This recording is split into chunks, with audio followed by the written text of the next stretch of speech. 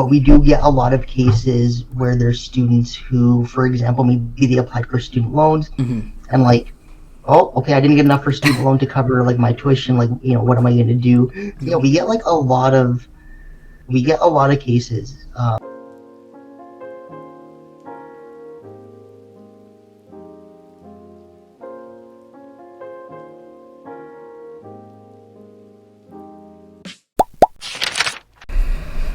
Hello, guys. We are back, and we're going to be talking about financial challenges with our one and only Sadiq Montani, who's an academic advisor at University of Toronto.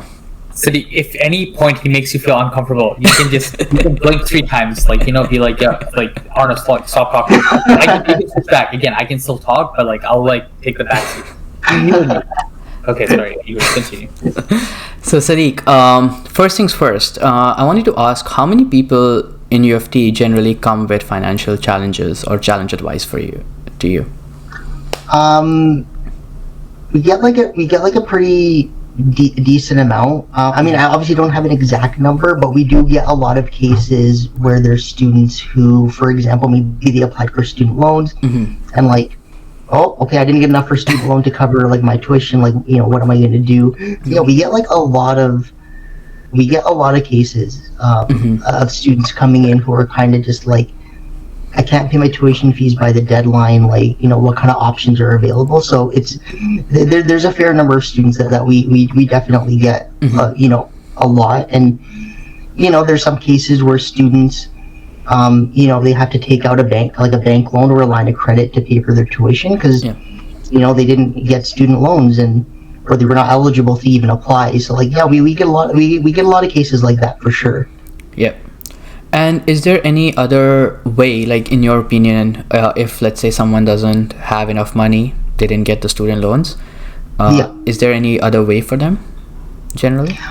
So there are resources and supports available. So usually every registrar's office will have a financial aid and advising individual or team that can kind of help you through the different resources that are available for students. So depending on the faculty, some of them might have grants or bursaries that they can provide, or emergency loans as well too. It just kind of depends on the registrar's office and what also financial resources they have available for students who are in financial distress basically. I know for the School of Graduate Studies, we do sometimes run into issues where students graduated and they need a degree completion letter so they can start their new job, but they have this outstanding balance, so we can't give it to them. So in cases like that, we'd ask for an employment letter to prove that they have an employment offer, and then maybe we can come up with some sort of payment plan.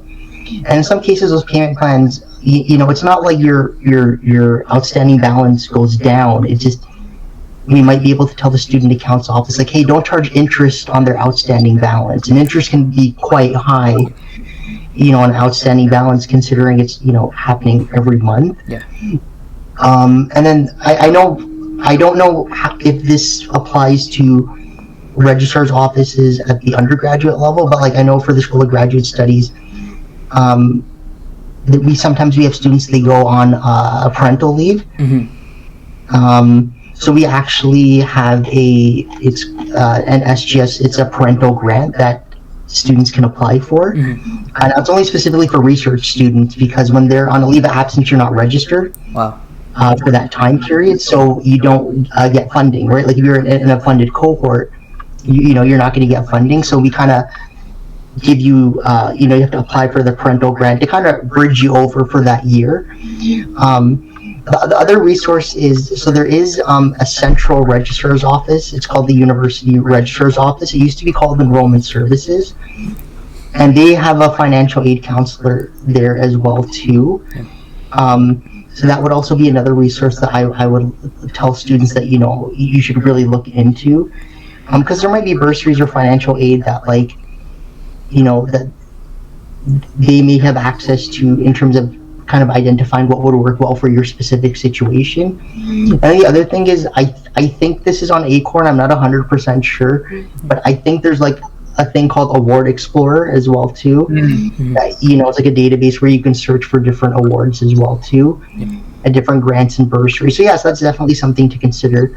But most registrar's offices will have a financial aid and advising team in office, so they would definitely be the first resource you should go to. Yeah, I'm sorry. There's also a potential other option that you at least for graduate school. I think it would apply for undergrad school as well too. Is you could also take what's kind of known as like either a leave of absence or a retroactive leave of absence. So if you were to apply for that and get that for whatever semester you're on your leave of absence for, you wouldn't be charged tuition fees. So that could also potentially be like one alternative option as well too. Right. Yeah. I think you touched a very good point. I think like especially with the scholarships as you mentioned, and then you obviously mentioned the grants and all of that. That is obviously the financial advisor would be a great person who would tell you about it.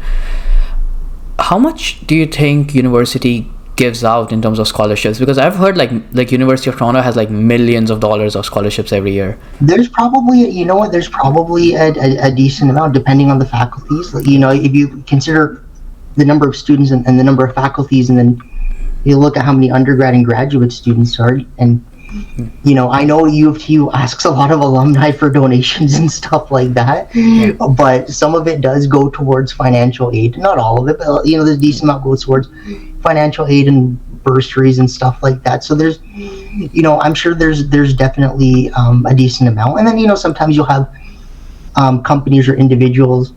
They'll say, hey, you know what? I'm going to give the U of T $500 every year. It can. I want to create a bursary with these kind of application requirements. Could be a student in need from an underrepresented population, for example. Like, there could be a lot of scenarios. So they do get funding from that as well too. But yeah, there's definitely, at least for U of T, there are a lot of financial aid and resources and awards available for students to apply to. There's definitely a lot. So sorry, go ahead, Mo. Sorry. No, I was gonna say the way Arnav said that like UofT has so much funds. Turns out that like I don't know where you're getting this information from. I would like to just say if Arnav is planning anything, I don't want to be a part of it, Sadiq. I just I did want to mention that as a part of this video, and like this will be recorded, people can't see it. Whatever scam Arnav is plotting, I'm not a part of that. I just want to mention it. Not that I have had great memories from UofT, but honestly, there's thousands of scholarships, and I honestly the highest scholarship that I've seen is up to 300K. I've seen people get 300K for international students, which covers their entire tuition as well as their living expenses. And there are external scholarships that people can apply to as well. The one that I think of off the top of my head that I've seen at my job is people have applied for the Pierre Elliott Trudeau Foundation scholarship, and I don't know what the specific requirements are for that, but I know that the funding per year is about $50,000. Wow. So I'm assuming it's mostly for graduate students, but just as an example, again, there are a lot of external scholarships as well too. Yeah. It just can be really overwhelming because there's just so much information. Even within U of T, if you go on Awards Explorer and try to look at it, there's probably a million of them. It's actually funny because I was literally just going to ask you that. So assuming let's say I'm a student that's coming into university, either bachelor's or graduate, how would you recommend them to go about searching for these scholarships or these fundings? That's a good question. I would probably tell students. So the thing is, I would probably tell them to look on Awards Explorer first, see what's on there. The University Registrar's Office will definitely have stuff there too for financial aid and awards that you can apply for. Depending on what program you're in, your Registrar's Office they probably will have some specific awards and bursaries and grants specifically for students in your faculty or in your program as well too. I would say for students who are new coming to U of T, there's probably a lot of awards that you're gonna that are available for you to apply for. If you're gonna do it, start early, because generally most applications, you kind of base it off of the start of the academic year. So we're looking at September, and then the start of the winter session, which is January. So those are kind of the two peak times that you'll see a lot of award applications due by. So, if you get a chance, try to do it sooner rather than later, because also, applying for these awards and bursaries and grants, sometimes it's not as simple as just applying. It's like there could be a written component to it, which could also take up a lot of time. And like if you're just starting school in September, it's like you already have a whole bunch of other things to deal with anyway. So the earlier I think you can do that, the better. But it will be overwhelming. There will be a lot of stuff online. Is what I've seen. There's definitely a lot of stuff online. That's fair. That makes sense. I mean, like another thing I wanted to just mention. So like when I was applying for scholarships, I remember like I applied for like 3 scholarships at my time, and then the advisor himself, he gave me the highest value or highest monetary value scholarship possible out of the 3. So financial advisors, they would do that automatically for you. Like if you're eligible for multiple scholarships, they would make sure if you can get all of them, they will give you all of them. If you're like either or situation where you can only get one of the 3, then they will make sure that you get the highest amount. Yeah. So I think that's really nice. Bringing to that question, like in your experience, what's the highest amount you've seen someone get, if you have seen anyone? Highest I've probably seen, I think we're probably, I'd say probably the Pierre Elliott Trudeau Foundation, probably 50,000 a year. And I'm sure there's probably higher amounts than that, but at least the ones that I've seen, it's around that. Yeah, and 50,000 a year, and like let's say 3 or 4 years, that's like 150 to 200K, right? Yeah, and you got to remember that's external funding, so that if you're in a graduate program, that's potentially on top of what your normal funding would be, right? Yeah. So it's it makes a big difference at the end of the day. Sounds like I should have applied for that for a new college. But I've been eyeing. There's the BMW M3. There's Audi RSQ. Like bunch of nice cars. Yeah, and I think realistically, like there's a lot of good students. Like not just engineering. I would say like even in the medical field. I know like we're mostly like targeting engineering, and we're talking about engineering here. But I think like it just shows that like you can actually study engineering, study medical field, and you don't have to break the bank. You don't have to take these massive loans, right? Go ahead. Arnav, if anyone might have noticed that Arnav only talked about 2 careers, being a doctor, being an engineer. Straight up, down and down violence, bro. Like, I mean, you sound like my dad. Honestly, with my hair fall, your hair fall, bro, we're reaching that stage, and like, you're already there. I think 3 life shifts again. Doctor, engineer, failure. Again, like just to reiterate what happened in the first video. Yeah. Sorry. No, but like I just wanted to ask a final question to Sadiq. Sadiq, except that, let's say like someone is facing these challenges. Is there a possibility that they can, like international student coming in, they can avoid paying that international fees in the university somehow? Yeah, so if you're so all the universities in Canada, they have this thing, it's called the international fee exemption. So it's basically if you're an international student. So to be clear for UofT, the definition of a domestic student would be if you are a Canadian citizen or you're a permanent resident or a convention refugee where your claim has been accepted. So those 3 categories, you're domestic. Everything else, you're considered international in terms of tuition fees. So there is a possibility that international students can apply for an international fee exemption, but there's a whole bunch of categories. But so some of it would be, for example, if you're a dependent of a Canadian citizen or a dependent of someone with a permanent residence.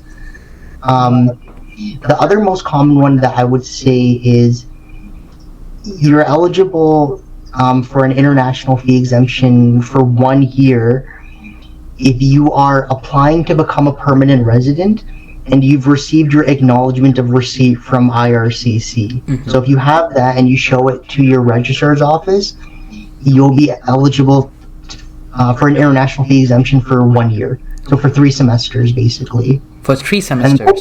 And hopefully within that time, you become a permanent resident, and then your fees onward after that would be domestic instead of international. So it's automatically domestic after that. Like you don't have to do anything.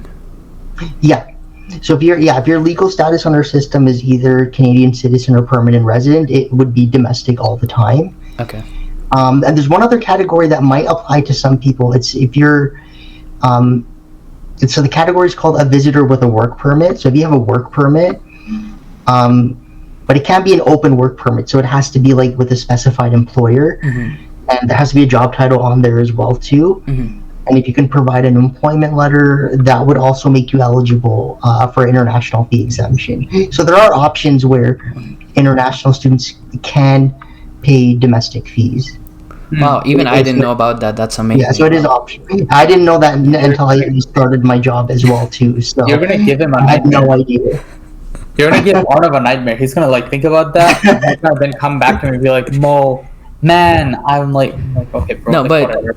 jokes apart, like this is actually a significant decrease in money. It's big. It's very, very big. It's extremely big. So we do get a lot of emails from students asking if they're eligible for it, because they'll email us and say, hey, you know what, if my fees can change from international to domestic, it's I've got a partner and 2 kids, and it's a huge difference, and they say that, and like they're very thankful if they're able to get it, because it's a really big difference. Like I think people know. I don't think they realize how much, especially for certain programs in grad school, how much international fees really are. Like I don't think they really get it at all. Like it's a lot. Yep.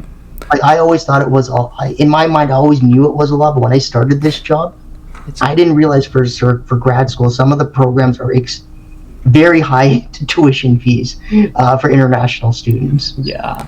So finally, just to give an example really quickly on this, in engineering, it would be like 60K can drop to 20K, and you probably are eligible for OSAP, which is the domestic grants, like, correct? Along with that. So that's the thing with the international fee. So my understanding for OSAP, if I'm not mistaken, is you need to either be a Canadian citizen or a permanent resident to apply for OSAP.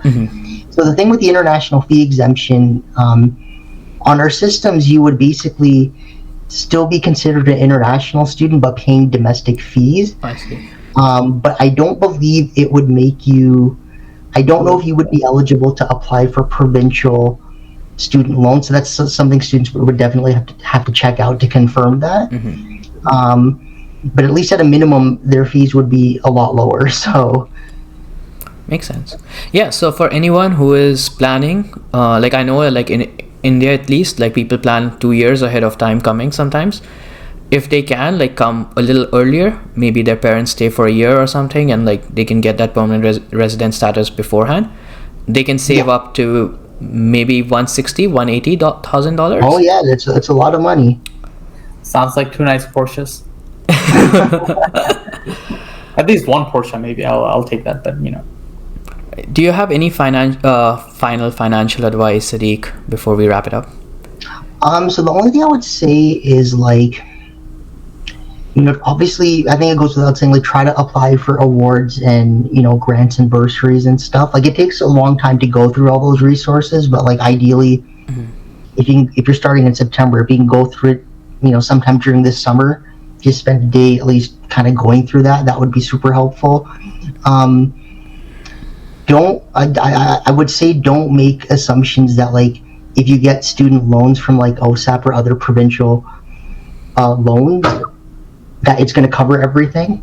That's like one thing I would definitely say, like don't make an assumption on that. And like also the other thing I would say is that like look at the for whatever faculty you're a part of, like make sure you look at like the academic calendar, like look at the sessional dates and see when your tuition fees are due and stuff like that, because you don't want to be in a situation come September, you're starting a new program and you're freaking out because you can't pay you don't have the money right then and there to pay, your minimum payment to register basically for your program. So you got to be really, really mindful of that. Because if you ever look at the interest rates for some of these things, it's a lot, and it adds up like really quickly. Yeah. So it's just something to keep in mind. And then I think the last thing I would say is if you are eligible, like if you're applying for student loans and you get a student loan, whether it's OSAP or other provincial student loans, you're eligible for a fee deferral. So it's a tuition fee deferral, which means you register without payment. So the reason why they do that is because they try to make it so that your tuition fee deadlines are kind of in sync with when you're going to receive your payments from your student loans. So for example, for grad school, if you did not have a student loan or anything, your fall tuition fees would be due on September 15th. Your winter tuition fees would be due on November 30th. But if you have a tuition fee deferral, your fall fees are still would change from September 15th to September 30th, which is not bad. But then your winter fee, the tuition fee deadline for that would change from November 30th to January 30th. So you get a little bit of a break there. And then the other thing is, like, you're not charged interest during that time as well too. So just kind of something to keep in mind as well too. I would say if you're applying for student loans and stuff like that, just make sure you know when your deadlines are for paying your tuition fees and when you're going to start getting charged interest as well too. Because honestly, I know a lot of students don't really like to check Acorn that much, like during the school year. I totally get it, but like the thing is, sometimes I've seen students not check their Acorn account for like months, and they didn't realize they had all these service charges, and so it's just something to keep in mind, basically, so you don't have like a very unpleasant and unexpected surprise when you look at Acorn 3 months later and you realize you have a couple of $100 like worth of service charges. Makes sense. That makes sense. All right, I think we're gonna wrap it up here, Sadiq. Thank you so much. Yeah, anyone, if you guys have any other financial questions, please comment it. Arnav, what's your top most illegal way to hack a bank?